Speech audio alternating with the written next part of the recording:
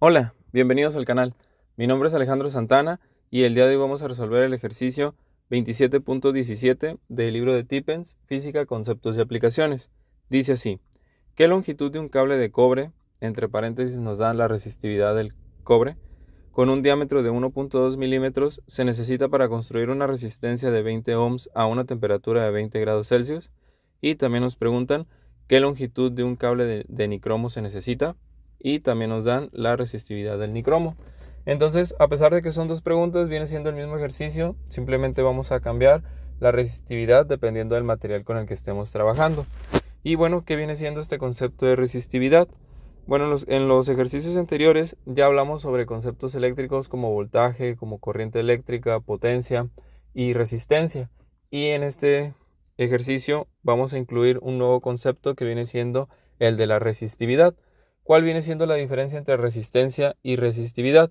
Bueno, cuando hablamos de resistencia nos estamos refiriendo a la de un conductor, y cuando hablamos de resistividad nos estamos refiriendo a un material. ¿A qué voy con esto? Bueno, que la resistividad depende única y exclusivamente del material, es decir, así como cada sustancia tiene una determinada densidad o un determinado calor específico, como hemos visto en capítulos anteriores del libro, bueno, pues en este caso también cada material va a presentar una cierta resistividad, y esto nos va a determinar qué tan buen conductor o qué tan mal conductor es este material. Y cuando hablamos de resistencia, ya estamos hablando en sí de un conductor en particular, es decir, que tiene una cierta longitud, que tiene una cierta área o sección transversal.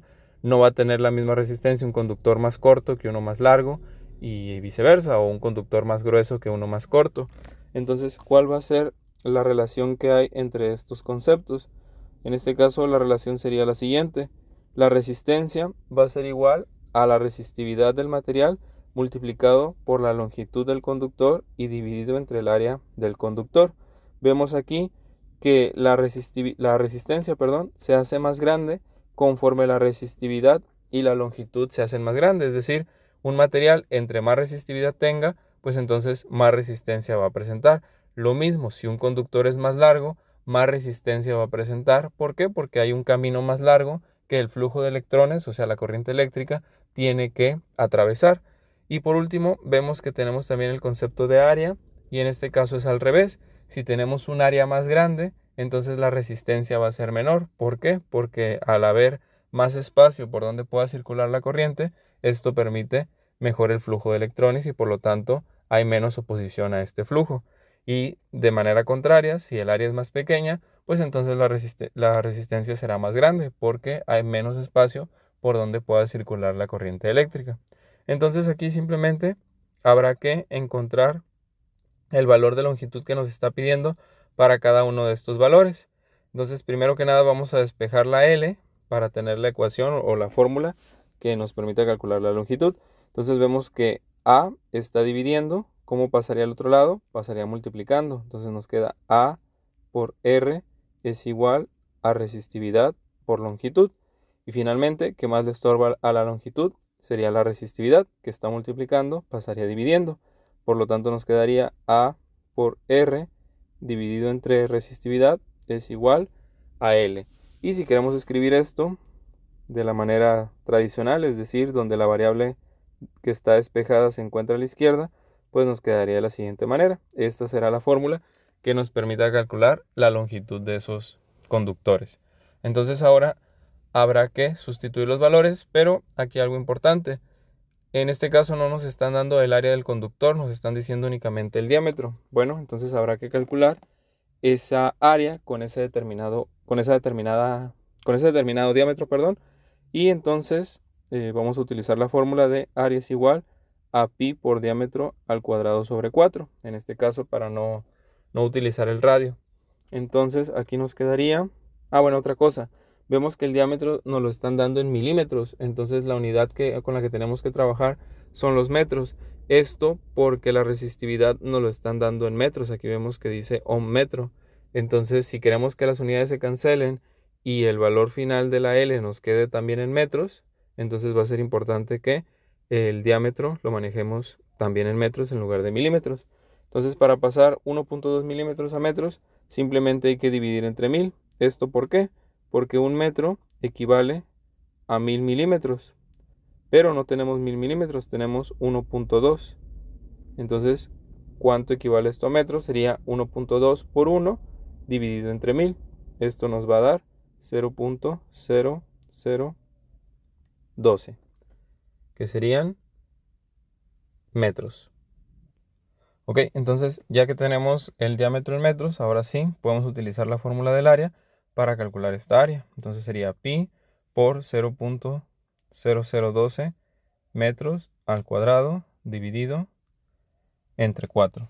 Entonces en nuestra calculadora elevamos al cuadrado el 0.0012, lo multiplicamos por pi y lo dividimos entre 4. Esto nos da 0.50113. Entonces el área será igual a 0.0000113 metros cuadrados. Muy bien. Entonces ya que tenemos el área y también nos dicen que la resistencia que queremos, o sea que el conductor tenga una resistencia de 20 ohms, entonces ya vamos a sustituir. Nos queda que la longitud es igual a el área, que es el valor que acabamos de determinar, 0.050113. Esto multiplicado por R, que queremos que sean 20 ohms. Y esto lo queremos dividir entre la resistividad, que es el valor que viene ahí, 1.78 por 10 a la menos 8 ohms metro. Entonces vemos que las unidades ohm con ohm se nos cancela. Uno de los metros que tenemos arriba, porque arriba tenemos metros cuadrados, se cancelaría 1 con el metro que tenemos en la parte de abajo y solamente nos quedaría 1 metro en la parte de arriba, que es la unidad que le corresponde a la longitud. Entonces vamos a multiplicar el área por 20 y esto lo vamos a dividir entre 1.78 por 10 a la menos 8. Entonces esto nos da 1270.75. Vamos a dejarlo en 1270. Sería una longitud de 1270 metros. ¿Qué quiere decir esto? Que un cable que mida 1270 metros, un cable de cobre, va a presentar una resistencia de 20 ohms a una temperatura de 20 grados Celsius. Entonces, como vemos, 20 ohms no es una resistencia muy grande y vemos que por eso el cobre es uno de los materiales preferidos para utilizarse para la cuestión de instalaciones eléctricas, porque vemos que un tramo bastante largo, más de 1 kilómetro, apenas si presenta una resistencia de 20 ohms. Vamos a ver qué pasa ahora con el otro material, con el nicromo. Sería hacer exactamente lo mismo, pero ahora vamos a utilizar el valor de resistividad del nicromo.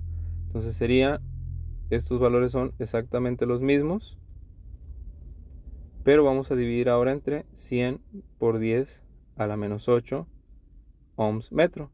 Entonces vemos que nuevamente ohm con ohm se nos cancela, uno de los metros de arriba se cancela con el metro de abajo y habrá que hacer el cálculo para obtener el valor de la longitud.